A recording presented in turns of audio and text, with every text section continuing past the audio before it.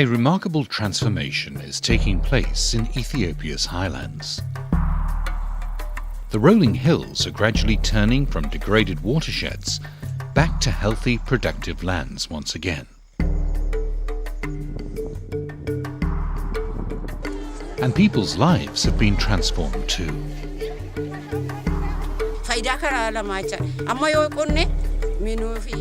The benefits we have got are for our community, our cattle, our soil, and our environment.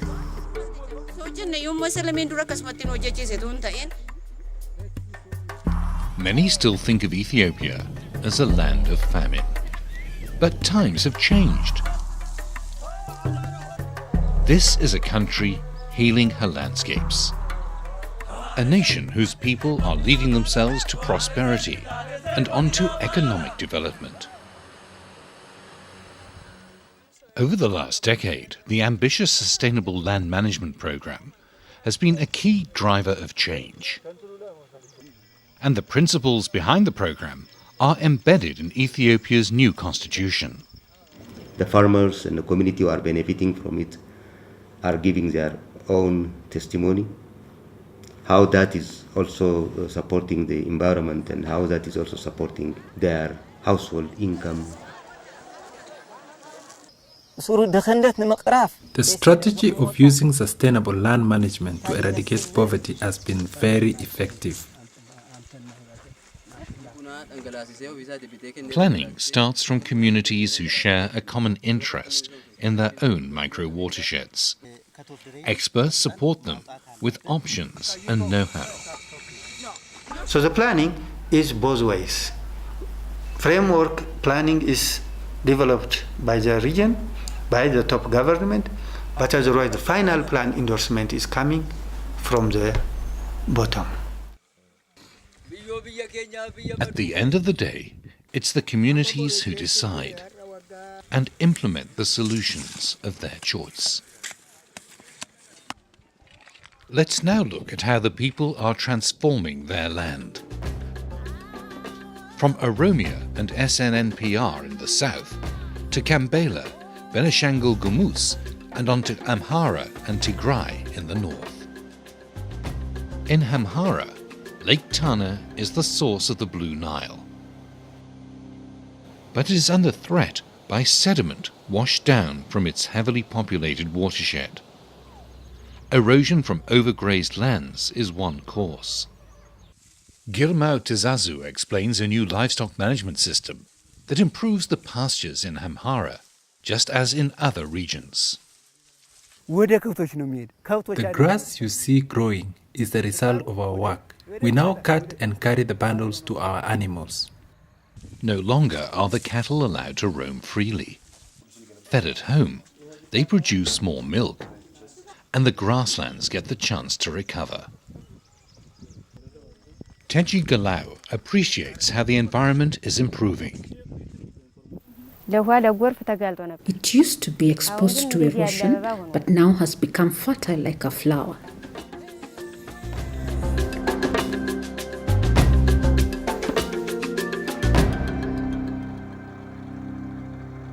In Tigray, the rocky landscape shapes the way that the people live. However, it has been badly scarred by erosion. Yet the recovery here is equally dramatic. Gorgis Gebremariem describes the drastic change in his own attitude. Before this work, it was a place unsuitable for cattle, let alone men. We were even considering leaving. At first, I opposed the conservation work, but now I am the main defender of the program. Traditional stone craftsmanship is a proud cultural heritage in Ethiopia. It's reflected in historical monuments, stone buildings, and ancient terraces. But indigenous technology is now combined with innovation. One example is wider bench terracing, inspired by a visit to China's rehabilitated Lurs Plateau. The benches are wider than the traditional ones, capturing more moisture and opening up opportunities for cash crops like onions and fruit trees.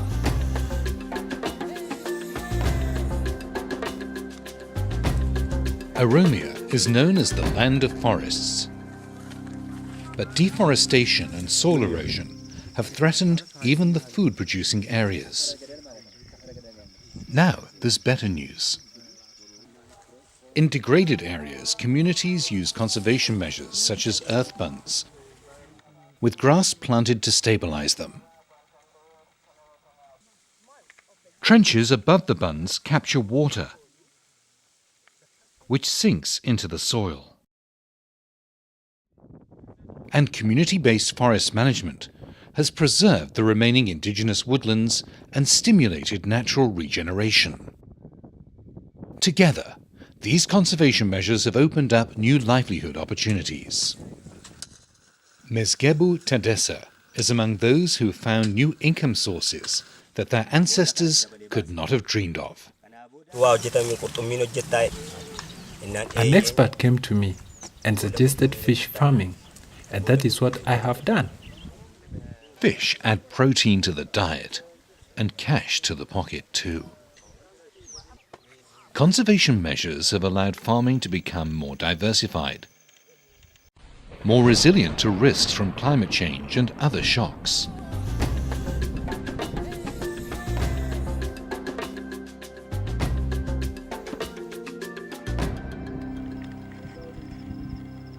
But what are the keys to this extraordinary turnaround?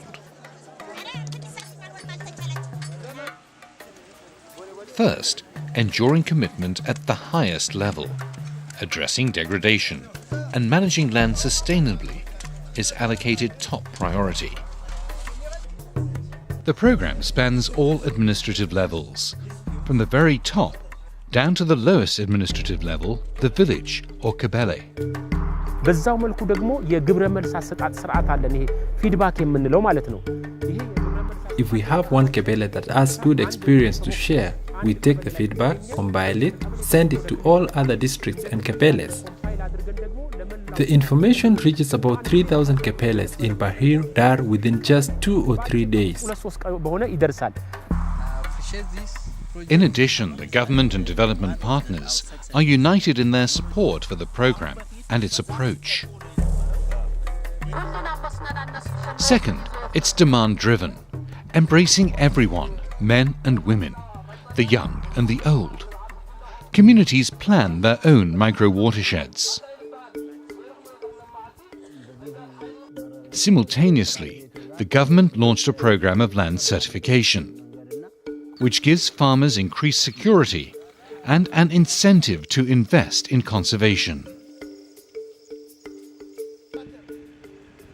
Third, planning, based on watersheds, moving to a landscape approach. One of the approaches that we identified and found to be suitable for the Ethiopian landscape is that watershed approach and the landscape approach. In this example, the landscape can be divided into 4 sections. Irrigated land on the valley bottom, rain-fed croplands, grazing areas higher up, and the eroded upper slopes. Initially, efforts focused on rain-fed croplands by building terraces and other soil and water conservation measures. Gradually, the rehabilitation works were extended to degraded, overgrazed communal areas. People realized that land could not be restored without managing livestock. So areas were enclosed, mostly by community agreement or social fencing. Land enclosure leads to better vegetative growth. Indigenous biodiversity returns, and carbon is captured in the soil and trees. The land becomes healthier.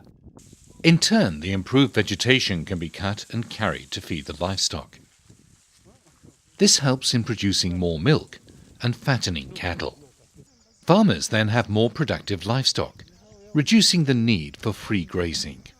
A virtuous cycle is established. Encouraged by these experiences, In recent years, efforts have expanded onto the upper slopes by treating gullies and planting trees. Now rainfall is captured over large areas,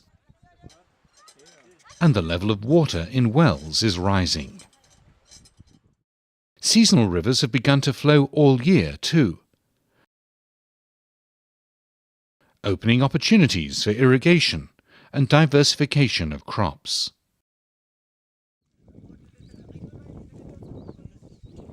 Yields and income have increased as a result.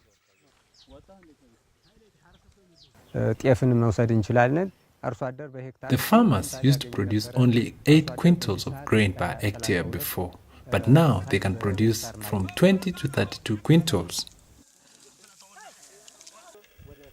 In less than 10 years, 10 million hectares have been improved through enclosure. 15 million hectares have been treated with conservation measures, and at least 30 million people have benefited from the program. The environment has profited too. Biodiversity is back. Once more, it's a living landscape. The State Minister sees the approach as integral to a new national strategy. This climate resilient green economy strategy helps the country, and also there is a sign that it is helping to ensure greening the country. This will help ensure food security of the country and the poverty reduction. Ethiopia has a clear roadmap for the future, and there's a buzz of excitement and a feeling of pride on this journey into a greener and better fed future.